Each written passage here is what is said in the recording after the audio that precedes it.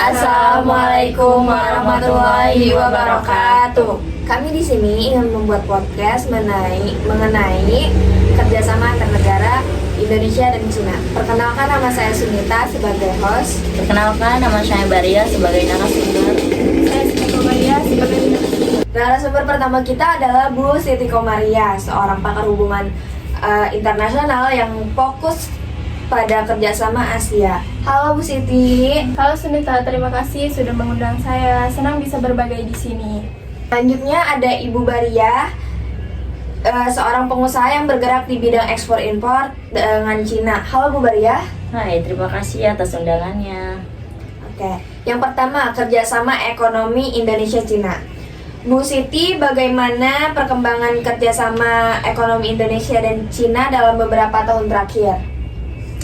Kalau kita lihat dari data Kementerian Perdagangan RI, Cina adalah mitra dagang terbesar Indonesia pada tahun 2023. Nilai perdagangan Indonesia-Cina mencapai USD 1.207,9 miliar. Ini meningkatkan dari tahun sebelumnya, menunjukkan besarnya peran Cina dan perekonomian kita. Faktanya, nilai perdagangan Indonesia-Cina tahun 2003 sebesar USD 1.027,9 miliar. Sumber Kemendang RI 2023. Cina juga banyak berinvestasi di sektor infrastruktur seperti kereta cepat Jakarta-Bandung. Lalu ada investasi di sektor pertambangan seperti smelter nikel di Sulawesi. Dan juga di bidang teknologi seperti pembangunan pabrik baterai kendaraan listrik di Karawang. Faktor proyek investasi instruktur kereta cepat Jakarta Bandung, tol Trans Sumatera, pertambangan smelter nikel di Sulawesi, teknologi pabrik baterai di Karawang. Sumbernya Kementerian dan Media Nasional 2023. Wah, sangat luas ya cakupannya. Bu Baria, sebagai pelaku usaha langsung, bagaimana pengalaman kerja bisnis dengan Cina? Saya merasakan banyak keuntungan, terutama dari sisi harga produk Cina yang lebih murah dan cepat produksi. Tapi tentangnya juga besar, misalnya dari sisi perbedaan standar kualitas, regulasi yang berbeda, dan persaingan harga yang ketat karena produk Cina juga banjir di pasar lokal. Penting banget ya untuk kita beradaptasi. Nah, dari sisi strategi, bagaimana pemerintah mengelola kerjasama ini agar tetap menguntungkan? Pemerintah Indonesia aktif ikut dalam proyek Belt and Road Initiative BRI dari Cina, seperti proyek infrastruktur di Sumatera dan di Sulawesi. Tapi tentu kita harus waspada terhadap ketergantungan investasi asing, terutama yang melibatkan tenaga kerja asing Cina yang sempat menjadi polemik.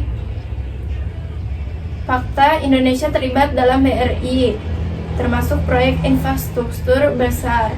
Sumber Belt and Road Portal dan Kemenlu RI. Nah, yang kedua, kerjasama politik Indonesia-Cina. Bu Siti, bagaimana hubungan politik Indonesia dan Cina saat ini secara global?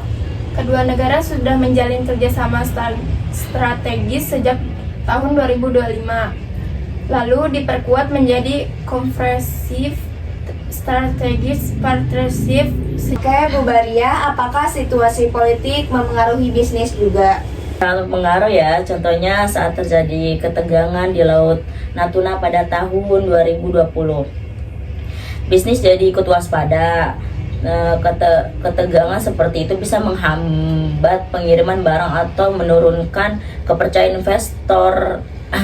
Data tahun 2020, kapal Cina melanggar wilayah Indonesia di Laut Natuna, memicu protes diplomatik. Sumber BBC Indonesia 2020. Jadi meskipun kerjasama politik kuat, tapi harus ada batas tegas terkait kedaulatannya ya? Betul. Diplomasi itu tentang keseimbangannya. Kita juga hubungan baik tapi tetap tegas dalam urusan kedaulatannya. Oke. Tantangan dan solusi dalam kerjasama. Bu Siti, apa tantangan terbesar dalam kerjasama ini? Salah satu tantangan utama adalah ketergantungan ekonomi. Kalau terlalu bergantung pada Cina, kita jadi rentan secara ekonomi saat terjadi krisis atau konflik. Karena itu, penting untuk diversifikasi mitra dagang. Bu Bariah, bagaimana dari sisi pelaku usaha? Perbedaan regulasi dan budaya. Kerja juga cukup rumit. Solusinya, kita harus meningkatkan kualitas produk lokal dan memperkuat standar nasional supaya bisa bersaing. Jadi intinya kerjasama itu baik, tapi harus tetap ada kontrol perencanaan dan keberanian untuk mandiri ya. Oke. Dari diskusi hari ini kita bisa simpulkan bahwa kerjasama Indonesia-Cina memberikan banyak manfaat, terutama di bidang ekonomi dan infrastruktur. Tapi kita juga harus mewaspadai tantangan seperti ketergantungan ekonomi dan persoalan kedaulatan. Terima kasih banyak kepada Ibu Siti dan Ibu Bariah atas waktunya dan wawasan luar biasanya. Semoga obrolan kita hari ini bermanfaat buat pendengar semua. Coba follow podcast ini untuk episode menarik lainnya. Sampai jumpa dan tetap semangat mengeksplorasi dunia internasional.